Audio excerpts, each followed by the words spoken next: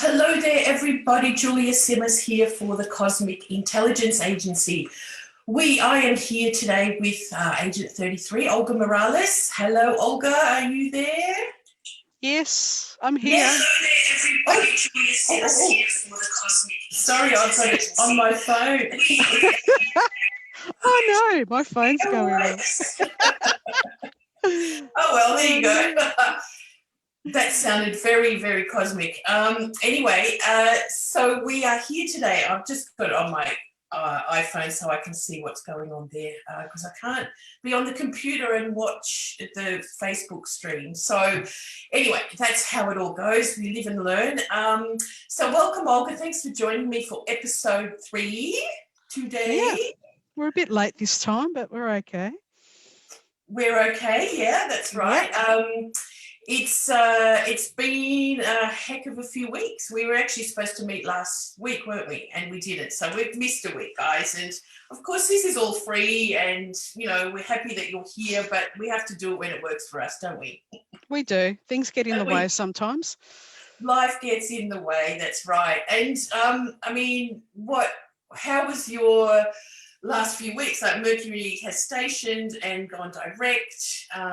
We've had the sun go into Pisces over the weekend and things have kind of shifted, haven't they? Yeah, they have. Well, we had to go into that lockdown, you know, for 5 days. It sort of spoiled a lot of people's plans and and the tennis went on. The tennis continued. Of course, they're essential workers. Essential workers, tennis players, and keeping the sport and spirit alive. Doesn't it drive you crazy? When we have to be locked down and so many people lost, because it's a big weekend, the tennis finals in Melbourne, Australia, where, you know, caterers and restaurants are really busy and none of them could actually operate. So, you know, it's really another kind of rise of like how fair are all these lockdowns. You know, it works for some, or we can't stop the international tennis because, you know, the stars are here and all that kind of thing. But I mean, it's interrupted so many other lives, so it is really frustrating. Is. You know, the Saturn square Uranus, it's just that us the limitation of our freedoms and the fact that there's going to be another 2 this year. That these lockdown situations I don't think are going to be lifted until, you know, next year really, because it's just going to come in and out sort of thing. So you kind of can't help thinking how convenient it can be for you know, regulating the masses anyway, so which is a bit scary, as we know. But, you know, I mean, there's a lot of good things, as we know, with the Saturn-Uranus square as well, like for our own personal lives. You know, let's say the things that we go through to push past, you know, the old way of doing things into a new way of doing things. You know, we're all feeling that on a personal level somehow. I know for myself, it's kind of like, you know, moving on to the future requires that I let go of some things and do some things completely differently. And it's not that easy. So we've got 2 more goes at it, haven't we? Yeah, that's right. It's like culling. A lot of people I know are culling a lot of their material things, you know, like you need to move forward into a new way. We have to get rid of the old. And that's what I think people are feeling on an intuitive level that they need to do. And I think being in lockdown makes you realize that, you know, there's certain things that you probably don't need or you have to reinvent yourself because, you know, you're not going to work like you used to. You can't do certain things. So out of the control of Saturn, the restrictions of Saturn, there've been new inventions coming out because they need to be, and people are reinventing themselves. So there is always a good outcome when we're, you know, put under duress. Can be good, of course. I've always, I mean, it's that phrase, necessity is the mother of invention, you know. Correct. That's exactly it. That's it. Yeah, that's exactly it. So for anyone that wants to, let's say, think about the Saturn-Uranus in your own life, this first square is, of course, 7 Taurus with Uranus and 7 Aquarius for Saturn. You look back at the cycle and when, let's say, the opposition was, which was around 2009.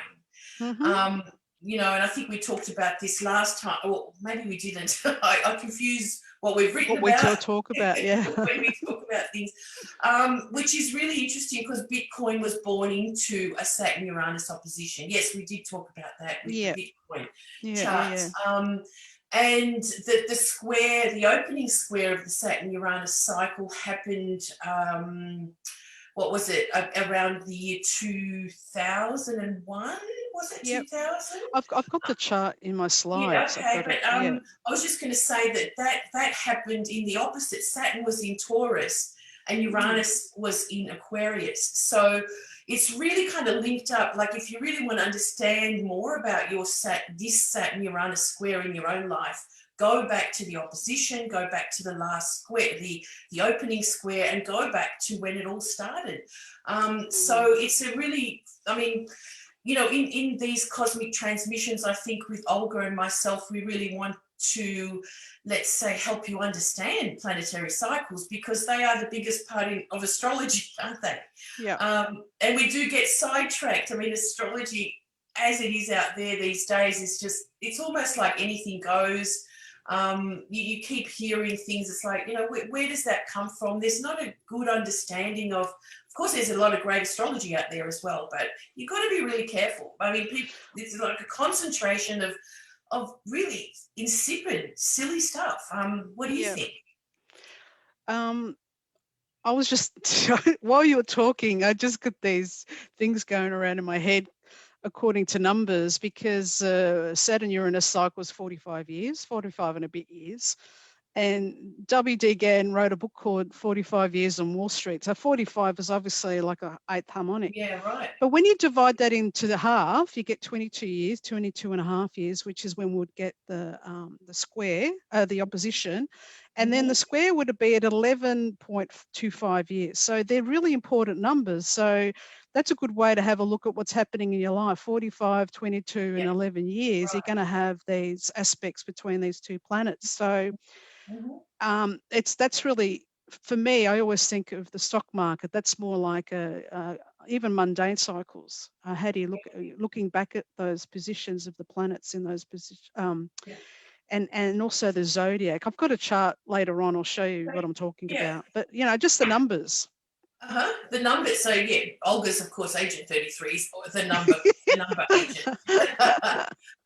Yes, numbers are important. Saturn and Uranus also are very, you know, we know Saturn as a timekeeper and clockwork, but Uranus is also like very regulated in its cycle.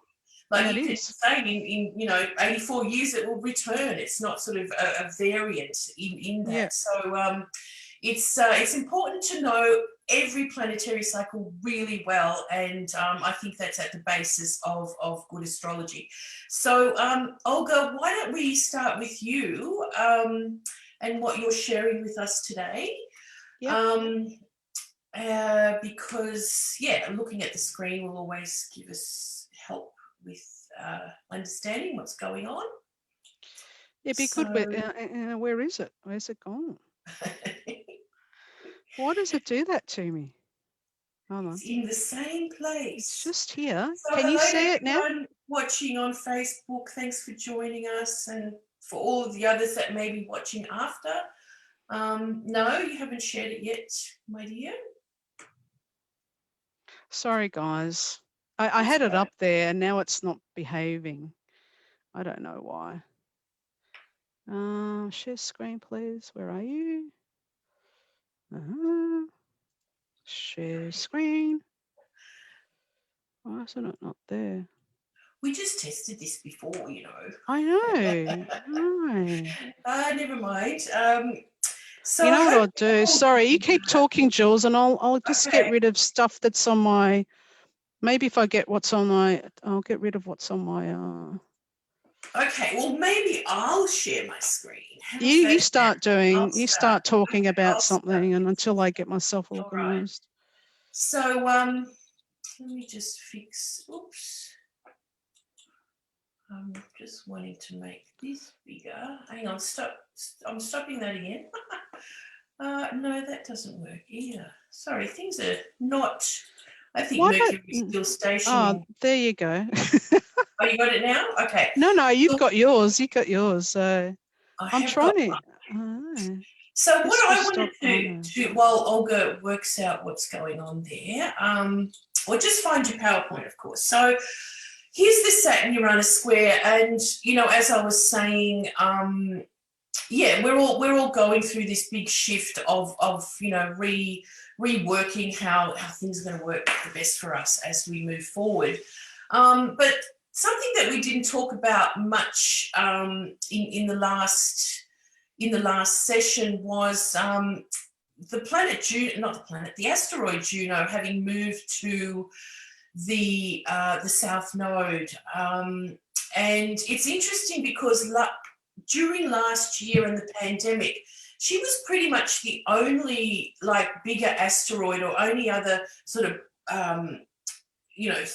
cosmic planet or planetoid out there where Vesta is at the moment during the pandemic. And I remember she was in Libra, and we were all kind of commenting on it. It's really interesting during this social distancing that Juno is kind of out there by herself in Libra, and we're kind of distanced from everybody else. I'm just, a lot of you would have talked about that, astrologers, and I'm just kind of wanting us remind us of that. And of course, we've had Vesta opposite in that spot, opposite Neptune over this very sort of confusing time of what's been happening. We talked about Vesta we talked about Vesta with the combo of with Bitcoin. And her position in the Bitcoin chart. If you haven't seen the past two transmissions, then of course they're on our website and YouTube channel or in this Facebook video thread, so you can always catch up with that. But what I want to do, let's have a talk about the full moon coming up, Olga. Recently used full moon. So of course we're just on the brink of the full moon in Virgo, and we've just had Mercury station, and it's Wednesday today here in Australia and Tuesday, so pretty much it's still in its stationing kind of momentum. It's moved 1 degree, I think, since the station, so it's really still pretty slow. And what we've seen, Olga, is of course the shift in the currencies, right? From the big highs to the inevitable kind of drops that we see. Do you want to just add something to that? Not yet. Oh, because you've got some charts that you're going to share later. Once I get my slides up, if I manage to do it. Oh my God. Okay. So just some comments on the full moon, 8 degrees of Pisces, we're in Pisces season, 8 degrees of Virgo. The thing that really sort of stands out here is the inconjunct of the moon to Saturn, and pretty much a yod, an inconjunct yod that will perfect later with Chiron. So, I remember, sorry, Jules, I remember that new full moon chart is that you can't probably see it there, but it's actually parallel Uranus. Oh, okay. Yes, so the moon is parallel Uranus. Yeah. So now we've talked a bit about declination, or actually we talked about it in a CIA webinar mostly last week. But what so parallel is when planets are at the same declination degrees, either north or south, correct? Yep. So these are going to be both at the same parallel, or are they going to be contra? Opposite? No, they're parallel, like a conjunction. Yeah. Okay, like a conjunction. So it's like the hidden aspect of the astrological levels that we look at. More and more people, of course, using parallels and declinations, which is a good thing because there's so many things. Do you know what we did in our CIA webinar last week with Bernard? We were talking about the great conjunction of last year of Ceres, Mercury, the Sun, Pluto, and Saturn at the 12th of January. They were all parallel as well. I'm not sure if people knew that, but that sort of gives so much more Yeah, sort of of oomph and course. power to what was seeded at that time. And for that reason, I actually want to talk about Ceres a bit today, because she actually has just moved to Aries. If you follow our sort of posts on Facebook and Twitter, you would have known that. But Ceres has just moved to Aries, and she's on her way to meet Chiron.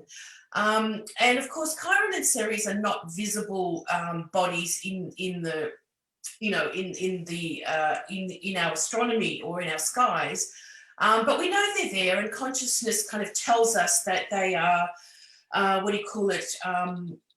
evening evening planets, and soon the sun is going to catch up with them, because the sun moves faster than Ceres and Chiron, and it's going to overtake them, and they become what we call morning planets. Well, they're not planets, again, morning bodies, all right? So if you were to see them, they'd be up in the morning sky. And it's the same, and it's the opposite with Venus now. She's actually, and again, understanding astrology is so much about the positions of the planets in relationship to the sun and each other. And the sun being, let's say, the time marker that makes, that will let's just say the lineup with the sun, the planet, and the earth is all about when retrogrades happen, when they're invisible, and all these things add up to the phases of a particular planet and how we kind of use them as a growing energy or as a dissipating energy, as we do with any other cycle. So again, very important to follow. So Venus has just, as many astrologers has gone into the underworld. She's under the sun's beams. She is invisible, and she will stay invisible till the end of May. So she is on, I call, a mission to her Venus point, which only happens at the end of March, because at this point of her journey, she's actually moving faster than the sun and is going to overtake it. And so Venus and Mercury are the only planets that move ever faster than the sun. So these speeding up times of Mercury and Venus, they are on the other side of the sun, again, taking over, becoming, transitioning, is really, really important. And I'm just going to animate the chart now, just to kind of show you how, let's just go from there. So same chart, we're just moving day to day. And if you watch the sun moving, he's of course coming up to Neptune. Neptune's mostly invisible to us unless you're looking through a telescope. Of course, even if looking through a telescope with the sun there, you'll never see it, because the sun's light is of course burning out anything that you will see. So here we have this amazing combination of Venus, Neptune, and the sun meeting as well. As we call, in their secret place. I don't want to call it the underworld, because I just like it as more of a secret place. And this is really interesting because during this time, we've also, the moon will come up for a new moon on the 13th of March. And so we have this wonderful grouping. This is like a beautiful timing and a beautiful day to be doing something very special, like celebrating my birthday. I was going to say that. So I'm looking forward to that. It's a kind of a nice return. It actually is all in my 7th house, which is interesting. But anyway, so, as we continue, we see that, Venus is, of course, she's keeping up with the sun. She hasn't overtaken it yet. But if we can see, let's just go back. We can see that the moon then meets Ceres and Chiron. Now, Ceres and Chiron meeting in Aries, it's like, let's just talk about Ceres a little bit. Ceres is, of course, the goddess of the grain, who is responsible for the flowering of, the flowering and the growing of nature, really. Yep. So, Olga, remember we saw Ceres at the trade building in Chicago, the Chicago Board of Trade. There's a statue of her right at the very top of the building, there's a statue of Ceres up the top, and then there's a cafe at the bottom. So yeah, she's honored as the goddess of the grain. So everything that grows like wheat and cotton and so forth is ruled by Now, I mean, Ceres. just again, the shift in the currencies and just the trade world overall, this shift of Ceres to zero Aries, we can't sort of say that that's not involved somehow. No, Yeah. I haven't done. I mean, I should really do more research on her. I probably can. It's Yeah. pretty Yeah. easy, but not. I haven't done a lot of work on just looking Yeah. at the cycles and seeing how it changes for those things. But that's a thing with research. You can do anything you really put your mind to. But she's it's definitely a shifted bee for those Yeah. So look, commodities her anyway. cycles, like many of the asteroids, about 4 years, a little bit more, I think, or it can vary a little bit. But so conjunct to Chiron, I don't want to talk about that too much because Andrew Smith, Agent I from Ireland, is going to do our next CIA webinar talking about Chiron and Ceres and the healing of the planet, and of course, a lot more that he's going to bring into that. But let's just think about it. Ceres, Chiron, it's like resetting kind of a new journey. It's in Aries. It's very much about a reset of some kind of, in amongst the Saturn-Uranus square, your own kind of version of moving forward. The thing we also understand about Ceres is, of course, her loss of love. She's the planet, she's the asteroid that represents in the Greek world, Demeter. So Demeter and the tale of Demeter and Persephone, whose daughter was abducted by Pluto into the underworld, and she searched and searched and searched to find her daughter, only to bargain with Pluto to say you can have her half the year, and I'll have her for the second half of the year. Therefore, Persephone returns to Demeter every spring, and therefore that's when the flowers of spring bloom. So Demeter is happy. So I think it's important for all of us to just think about that meaning for ourselves. Like, so many people have lost people in the last year. Again, the reflection of how significant Ceres was in that lineup of Capricorn. Like, she was part of the Capricorn Council. She was right there at 23 degrees of Capricorn last year. So watching her is as important as watching Pluto to me, because they've also been equalized in the planetary pantheon, like according to astronomers anyway. I'm not sure to how many astrologers in that sense. Do you know what I mean? Like, how many astrologers regard her as an equal level of Pluto. So again, to think about love and loss, but also what sort of can be birthed from that, the new way forward. It's inevitable that we go through these big life initiations of death and rebirth. Like Pluto, she is an underworld goddess. She actually presided over what's called in ancient Greece the Eleusinian mysteries, where she was the goddess that administered the hallucinogenic cup that when people entered this cave at a certain time of the year, that they would, she would be there to protect them during their kind of, their journey opening into the mysteries. Yeah. So again, the inevitable kind of world that we live in, that these things will happen. So with Chiron, it's an acceptance of that. And perhaps, instead of living in fear about what's going on, it's like, well, we are best to live without that. And Ceres' wisdom and guidance is a good thing to look at.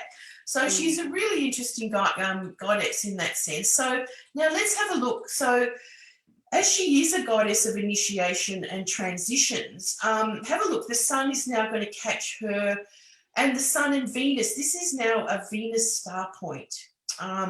Venus star points happen every 9 months, 9.5 months around the zodiac. And the last one that happened was at 13 degrees of Gemini. And that was last June when Venus was retrograde. And here, have a look. Mars moving out of the node, out of the North Node at this point, which is really, really interesting because it was when Mars moved into the South Node with Jupiter last February, that all the lockdowns began and started around the planet. So I'm just kind of looking at this and all this Aries, this healing, this moving on. In a sense, I know the vaccines have a lot to do with this, about, let's say, a more opening time, a more freeing up time than perhaps what we've been used to. And so keep an eye on this, like Mars ruling all this Aries, moving out of the nodes as opposed to when he moved in last February a year ago. So really, really, and of course he's had a retrograde in between. So keep an eye on that point. Now, again, the Venus star point, we've done a lot of work with that with the CIA. There's some things on our YouTube channel and free webinars by me on our website if you want to learn more about that. But think about 5 degrees of Aries for yourselves. And the Venus star points happen and they oscillate from retrograde points to direct points, this is a direct point, as I said, Venus overtaking the sun from morning star to evening star. What happened for yourself, or more on a mundane level, I'll talk about in a minute, in 2017 when Venus was at the retrograde star point here. And just a few things that come to mind, of course, was after Trump's election, all the women's marches started at that time, against Trump and his misogyny and behavior, and it steamrolled the whole Me Too movement and so on. So here we are at the other point of that, what was seeded with the Venus retrograde in Aries 4 years ago. So very much connected, but we're having a look at it from another angle. It's almost like we're looking at it from the other aspect of the sun. Another thing I just want to add there is that it was really interesting to look back into 2019 when I call these groupings when the planets aren't visible and they're, enmeshed behind the sun. And not retrograde, as like secret meetings. Like there's something going on, there's something brewing. These planets are up to something. And so one of the times in 2019, I think it was August, the end of August, Venus, Mars, Mercury and the Sun and the Moon met at 19 degrees of Virgo. And there's been a few astrologers that have looked at this point as, this was like a secret. This is a part of the bigger story, as cycles are, when there's groupings of cycles that reflect what's coming up. Okay, so in Virgo, it was all about health and healing. And now here we are, talking about a vaccine that's going to free us. So anyway, just interesting combinations of all of these things and things to look out for. And in order to, let's say, learn more about that, Agent 129, Tara Green, is going to be doing a Juno webinar for the CIA this Thursday night, Friday in Australia. And Ariel, Andrew Smith will be doing a webinar on Chiron and Ceres on the 8th of March.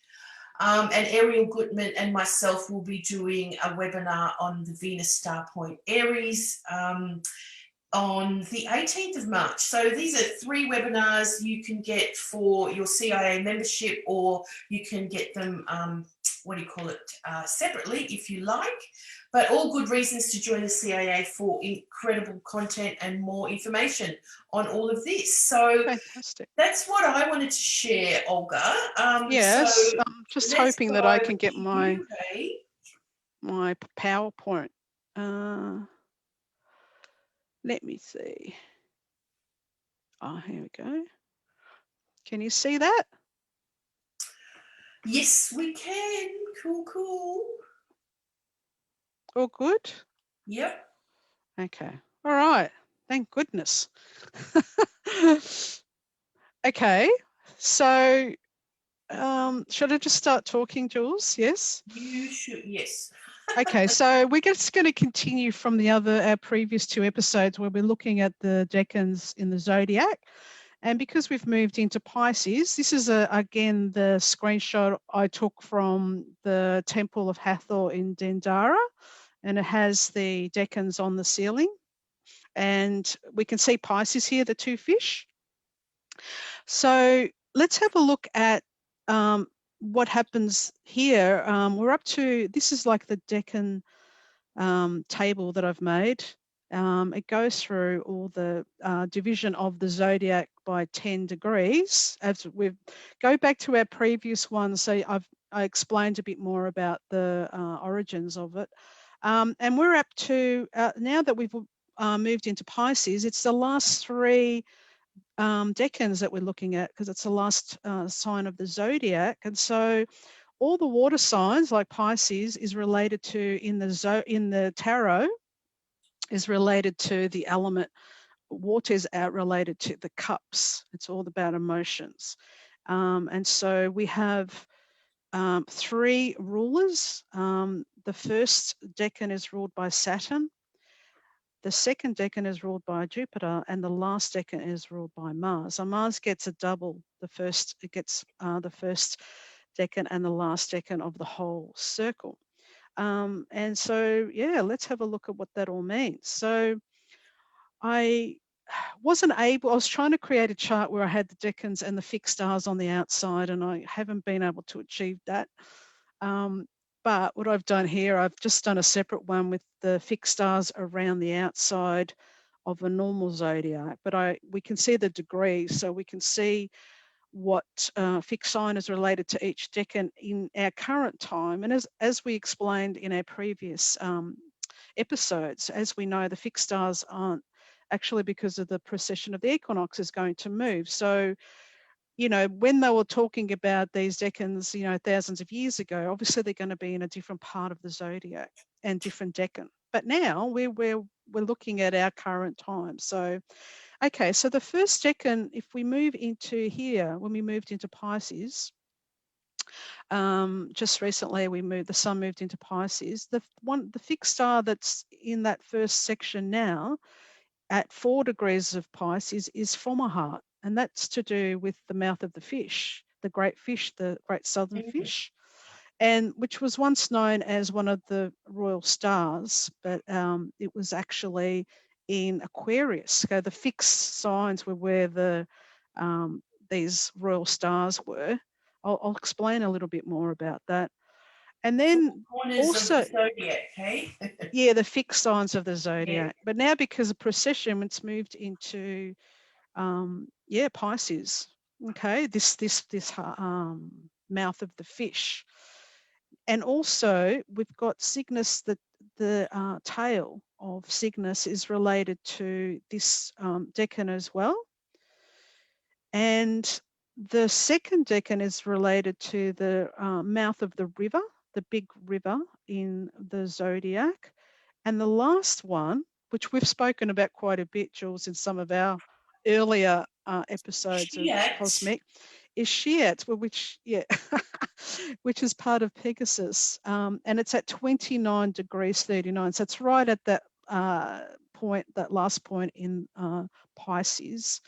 I mean, that's really interesting for what happened last week, though, as well, with the freezing in Texas and everything. Yeah. Because the sun moved past Scheat, yeah? Over those days? No, because this is at the end, the last part of we just Pisces. Ceres moved past it. Ceres. Well, that's true, yeah. So we have to look at these things. And do you remember when we did one of our first, sorry, my phone's ringing. I should have put it. 33. Oh, shush. Sorry, guys. Though I remember we did our videos back in 2009, and we talked about Jupiter and Uranus moving past 29 degrees of Pisces. Was it around that time, or 2010? When we had all the flooding, we recorded. And I remember we said So move to higher ground, everyone. And then, like, as a bit of a joke, but this is how real it is, there was incredibly the worst flooding Australia has ever had. After Yeah. Jupiter and Uranus moved over Scheat. And again, Scheat has been, of course, known to do with water disasters. So Yeah. there And it is. shipwreck, yeah. So they, I mean, a lot of the fixed stars come into play for, like if we want to add that extra element. But I believe that the origins of the decans was always connected to a fixed star, and that's where they got the description of what it's all about. It wasn't, anyway. So this, just to say, for people that maybe have never heard about me, I'm just going to go through quickly about this whole technique here.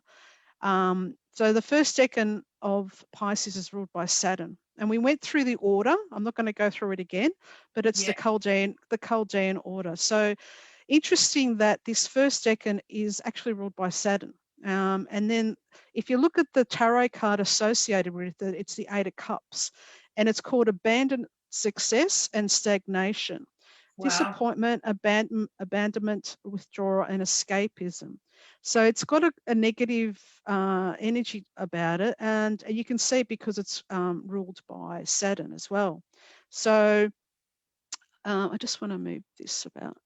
So you can also see that Fomalhaut was, as I said before, was the watcher of the south in 3000 BC when it would have been aligned with the winter solstice.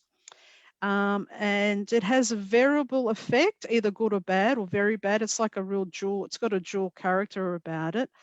But Deneb Adigi, I think that's how you spelled it in Cygnus, is to do with, it's got a more of a Mercury-Venus favorable aspect to it, artistic and scientific pursuits, according to the books. So interesting for me, I just thought that the flavour for this first decan is quite different to what we get with the second one. But interestingly, if we've been watching the stock market, what's been happening, what I've done here is I've put, with this time, Optima, you can actually put the decans on the chart as well. And interesting, as soon as we moved into the decan of Pisces ruled by Saturn, we've had some reversals, and not just in this is just the Dow Jones, but the big ones obviously have been Bitcoin and also NASDAQ. NASDAQ is all the tech stocks. So they've had it really massive, I think it was drop down. Yeah, interesting. Huge. So I mean, this is, that's why I say Gann didn't randomly decide to put 36 chapters in Tunnel Through the Air. Okay, so I know I've just plotted the sun going through a decan. I haven't even put all the other planets. And as we know, if I go back to it, we've got Neptune's going to be moving into that last decan soon. Okay, and also when we did it last time, hold on, let me go to the next slide. Okay, so anyway, that's what I just wanted to point out. This is a whole area of research, and I know some astrologers who like to use all the decans and also the terms, Egyptian terms and all the terms and all those little bounds, like they make a system out of it, but it's quite detailed. You have to be really good at what you're doing. But this is just interesting. I've color coded it so that we know that, where Mars is, obviously I've tried to make it red so you can see maybe if there's a pattern or not. So it's an area of research, but it's interesting, very interesting. Okay, so the next decan, look how different this changes in terms of the tarot cards. Now that we go to the second decan of Pisces is ruled by Jupiter, so that will be from the 28th of February. And the cup is the Nine of Cups, which is material happiness. So it's contentment, satisfaction, gratitude, and wish come true. So isn't that interesting? That whole, complete difference from the Saturn and then the Jupiter. Yeah. And we also know that Jupiter has, what's it called? Is it exalted in there? No. It Oh, rules. It rules. it rules. Sorry, yes, Yeah, it rules. sorry, it rules. I can't remember. Yeah, so it's in a, and so you've got to add all these little, traditional Yeah, parts of the essential dignities into understanding also how the decans work and making a story out of it. I think yeah, it's amazing. yeah. So So from Saturn to Jupiter, we've got coming up. So yeah, interesting. complete So what shift. space? So it'll Yeah. be interesting to see if the stock market, after we move in, like Monday, when the market opens on Monday, to Uh-huh. see if it's going to change from that Saturn to Jupiter, and Okay. we, the bottom's in and we start going up again. Yeah. So keep notice of these decans, because I think we, as we go through these episodes, we're going to learn a lot about them. Yeah, so that's interesting, and also we can see at the same time now Neptune's moved into that last decan. He's just moved as well. Yeah, Yes. so that's a decan that's ruled by Mars, so that's got a different energy, of course. But Mars doesn't have to be negative. Mars is quite, for the Yeah. stock market, Mars is very fuel orientated. So Yeah. it's like the trigger, and it sets things off. So we can't uh, think of Mars as a negative in everything that we do. It's just I think fuel. like any of them, like we cannot think of Saturn No, as completely no, that's right. necessary, and it's amazing what breakthroughs can happen with Yeah, Saturn. but So because it's in the water element, it's like Mars in water is not probably as strong as it would be in another, yeah, obviously, element.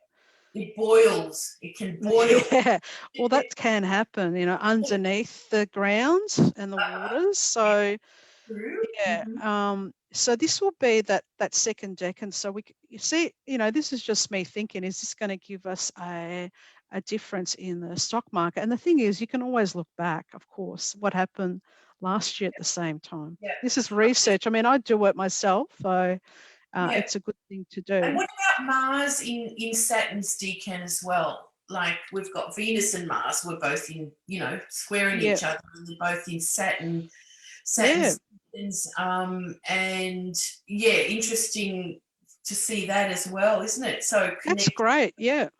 huh? Yeah, that's really good. I didn't even pick that up looking at the chart, but that's perfect, because we know that creates that pentagram. Remember that every decan is separated by 70 degrees, so it creates a decan in the, not a decan, sorry, a pentagram in the wheel. Yeah, Okay, so yeah. that's very interesting to look at it that way. So it's going to be between 60 to 70 degrees. Okay, and Yeah, so I mean, we might see things really kind of speeding up when the Sun moves into the Mars decan as well, because then it's in the Mars decan twice. Like we talked about this the other week, yeah, didn't we? yeah. That And we've so got there we go. Mars And that starts from the 10th of March till the 20th, before we get into the equinox. It does control the last and the first, so you get a Yep, bit of a double whammy. yep, So this is going to be interesting, because we're going to, obviously the sun's there with Neptune. It's going to be in this yep, ruled by Mars, and the card associated with is a nice card. It's the 10 of Cups, which is perfected success, divine love, blissful relationships, harmony, and alignment. I don't know what it's a good thing. yeah, yeah, But the only thing is, if at the very end, like just before, as we know, we've got the planet, the fixed star Scheat, which causes extreme misfortune, murder, suicide, and drowning. It's one of the worst. If you look at the fixed stars, reading all of them, yeah, yeah. it's one of the worst stars. Okay, it's got an energy. It's got the energy of Saturn, according to the books. And if there are other malefics there, they're saying floods, shipwrecks, mining accidents, and plane crashes. So it doesn't get a good rap any way you look at it. But that will be towards the very end. So that would be just, before the 20th, would be the 20th of March, just Right. before the Well, yeah, as I was Aries, saying, Aries yeah. ingress. Yeah.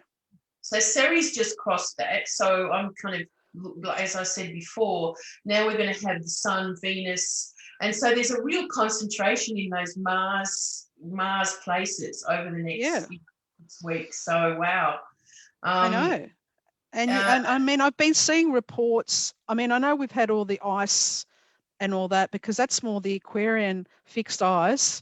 As I said before, Saturn is the coldest planet, and Aquarius, according to the astrometeorology, is the coldest sign. So we've got that stellium still happening in Aquarius. So that's the ice, the frozen ice everywhere. But now we're going to get this, the flooding, like more water, and there's and you actually, I've seen on the news a lot of places are already flooding, you know, as we speak. So landslides and flooding, and that makes sense with the landslides because it's all the underneath the water. Almost like you can think about, you know, from the frozen water, we move to, let's say, a more flowing water, Fluid, but the release of gases and you know, toxic and nauseous kind of stuff, because that's what they say that's happening, you know, with the ice caps melting, is releasing so much methane. You know, and that's Neptune. Neptune's a gas planet. It's got gas and poison. God, we might have to wear masks for other reasons. Goodness me. And it's interesting because Etna in Sicily has been blowing, you know, the last week. So yeah, the volcanoes, you know, it's up and it's already boiling underneath. So, you know, these alignments aren't on a mundane level have a big impact, as we know, because we've got a whole lot of planets in one part of the world, or you know, having an impact. So yeah. Gosh. Anyway, isn't it interesting looking at it this way? You know, just dividing it. So where is your, you know, those decans for you in your astrology chart, and you know, how is that sort of connected to what's happening in your life? Have a look into it, everyone. Hey.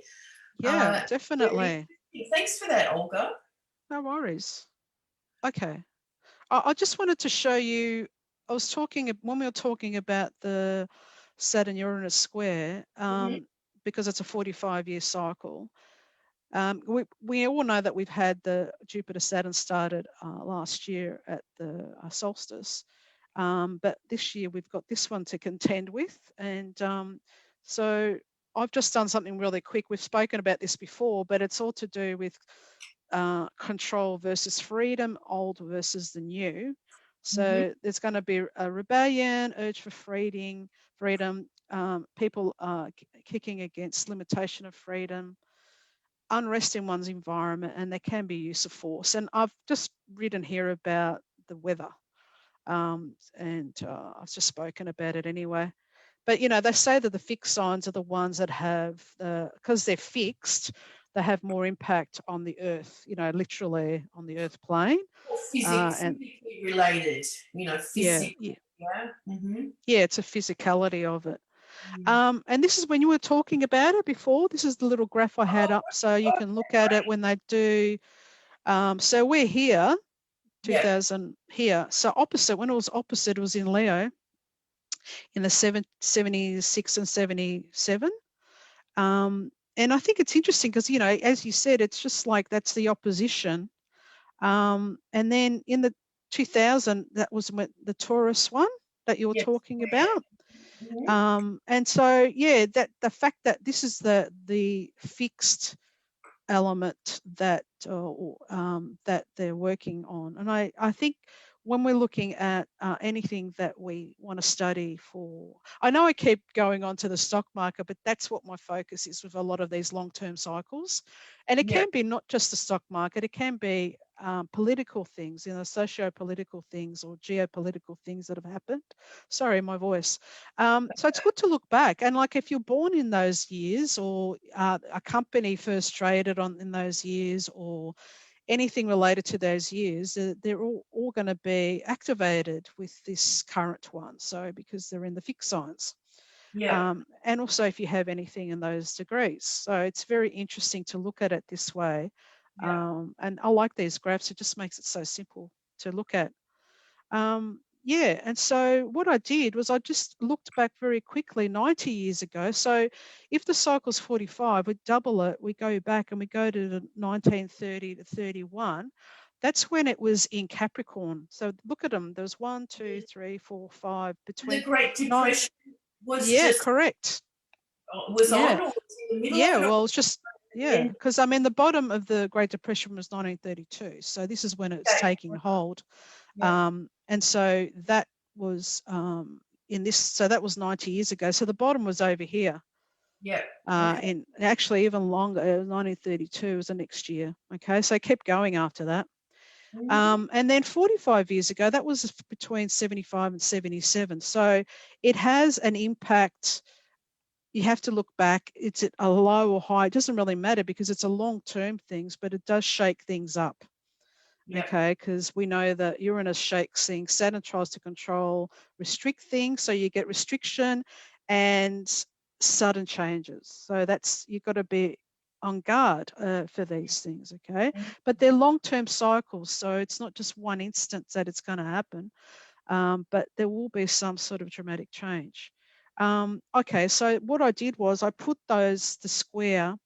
Now, I haven't put one of these charts up before, but this is one of my loves, is putting the planetary lines on the world map, AstroCartoGraphy. And what I do here is that this is basically just the Uranus Saturn square, and I put the moon in as well. And the Paran lines, which the Parans are important because that's showing you on the Earth plane, on the globe, where those planets would be like square, either one on one of the angles, basically up the top, culminating, or on the angles, or at the IC.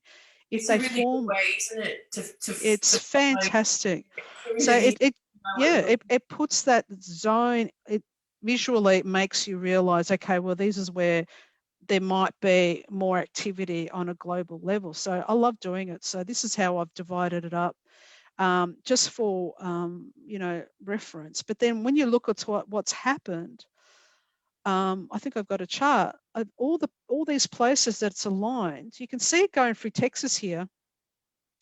There's Houston. So this is all Dallas, Texas Yeah. here, and we know we've had all the snowfall. Oh, Greece as well. This is all the places that have had massive earth changes or storms, ice. Even Greece, and if you can see Greece, it goes through Athens. Okay, Wow. the Mhm. lines go through Athens. Then Japan, you can see it going right through Tokyo. Yep. What's this one? Northern Ireland. Ireland, you can see it's culminating over there. Mm. Which is Moscow. You can see it going right through Moscow. What's this one? This is Texas, I just mentioned. And also there was an earthquake pretty much near so Tokyo's had an earthquake, and also the snow. So these charts are so amazing. I have to look at them all the time because it's people say, oh, astrology, you can't forecast these world events, but once you put these lines up, you can totally forecast these events. I mean, it doesn't mean that every one of these areas is going to be impacted, but it does mean it's under influence. The spotlight is what I talk about. So I just think, as a mundane astrologer, if you want to get into looking at where these are going to have an impact, you put it on solar maps. So this is obviously in solar fire. Solar fire, I've got these maps, and I absolutely love them. And you can put midpoints. You can do a lot of things with it. I mean, what I do is I try to take out the noise. If I had all the planets on this chart, there'd be too many lines everywhere.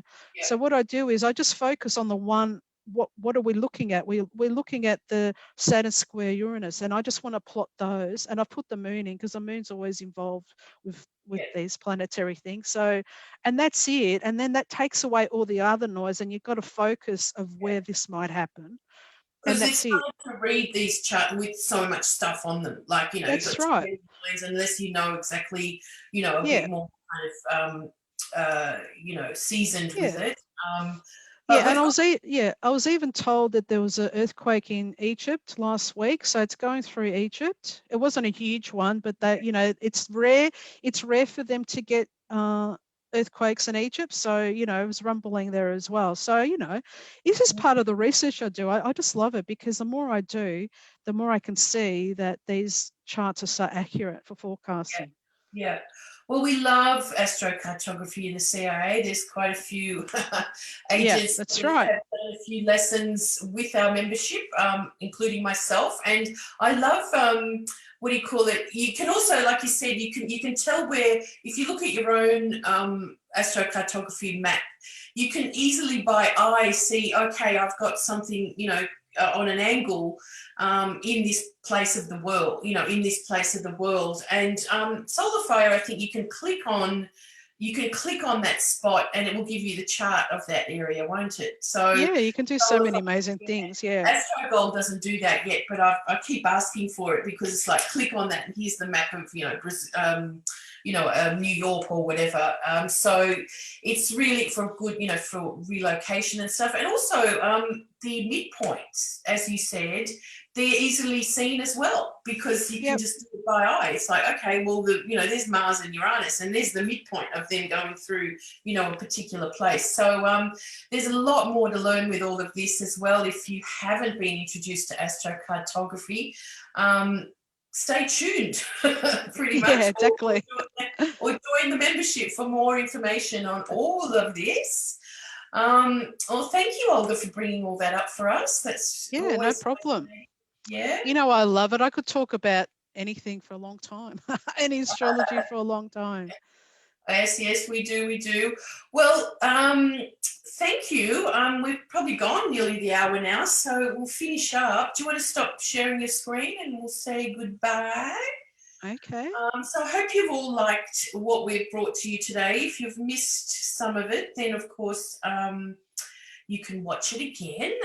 You can watch the previous episodes, and Olga and I, we'll be back in the next 2 weeks or so for another. Well, for the Aries Ingress, I think, because I've covered the three. Oh, we've done decans. the decans. Okay, so we'll come back, and we always, I mean, it's tradition at the CIA to do. So we might have a few more agents on with us. Because we always do something for the area, for all the cardinal ingresses. We have like a panel, so we'll get Olga and some others, and we do look at these astrocartography charts. I remember Andrew and I did the astrocartography of all the ingresses for the Brave New World as well. So that's something that again, we did the astrology of 2021 and beyond at the Brave New World Symposium. So that is also on the website if you want to log into that. Just generally learn way more with the CIA and the fabulous agents. So, so stay tuned for what's coming up. As I said, Tara Green this week on the asteroid Juno. Andrew Smith on Ceres and Chiron and healing the soul of the planet. And then Ariel Goodman and myself talking about Venus Star Aries. So that's all with the CIA membership, or you can purchase them once off to attend. So we look forward to seeing you somewhere there, or again online with us in a couple of weeks. So enjoy the Pisces Decans. Yes. Thank you. Thank you so much to Olga Morales, Agent 33, for your fabulous transmission today. Thank you. Thank you. Okay. See everybody. Everyone, all the best.